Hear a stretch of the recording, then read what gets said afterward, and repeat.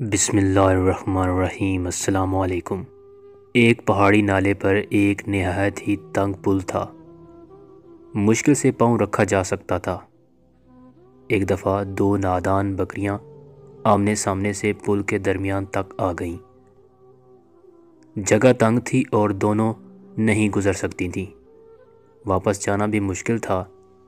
ایک دوسرے کو کوسنے لگیں کہ تم نے میرا راستہ روکا ہے، جھگڑا شروع کر دیا۔ باتوں باتوں میں سینگوں کا استعمال شروع کر دیا اور پھر دونوں دھڑام سے نیچے گر گئیں۔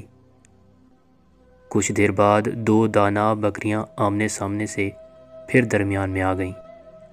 انہوں نے غصہ کرنے کی بجائے صورتحال کا جائزہ لیا، سینگوں کی بجائے عقل سے کام لیا۔ ایک بکری بیٹھ گئی اور دوسری نے اس کے اوپر سے گزر کر اپنی راہ لی۔ دونوں بچ گئیں۔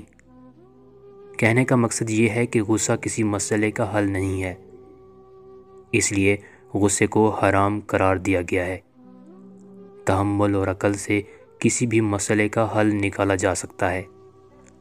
کبھی کبھار ہماری زندگی میں ایسے حالات پیدا ہو جاتے ہیں جو بظاہر بہت مشکل ہوتے ہیں، لیکن تحمل، خود اعتمادی اور اللہ پاک پر توکل رکھتے ہوئے انسان مشکل سے مشکل حالات کا سامنا کر سکتا ہے۔